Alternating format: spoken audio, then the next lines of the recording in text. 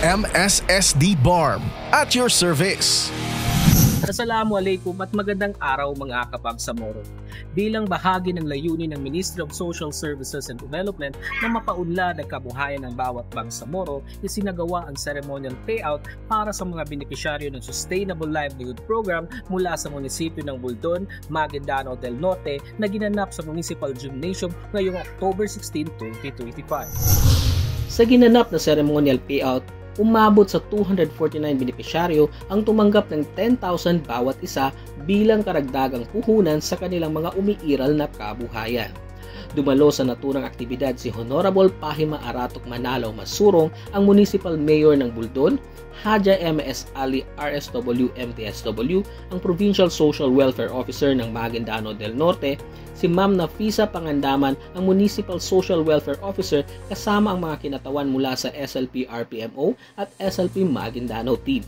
Sa kanyang mensahe, nagpaabot ng pasasalamat si Mayor Manalo Masurong sa MSSD BARM sa patuloy nitong pagtulong sa mga mamamayan ng Buldon.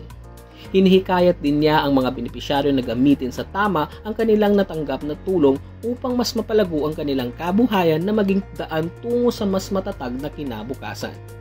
Layunin ng Sustainable Livelihood Program na mapaunlad ang kakayahang pangkabuhayan ng bawat pamilyang bangsamoro sa pamamagitan ng pagsasanay, kaalaman at kapital upang makapagsimula o makapagpatuloy ng sariling negosyo.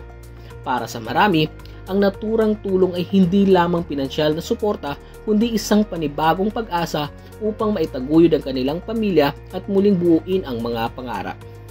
Mula sa programang Sustainable Livelihood Program ng MSSD BARM, patuloy na maipapakita ang malasakit ng pamahalaan sa bawat bangsamoro na sa kabila ng hamon ng buhay, may tulong at pag-asang handog para sa lahat.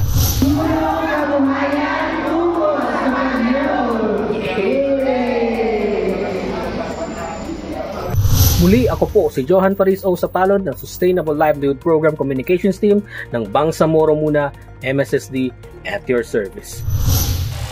MSSD para sa Bangsamoro.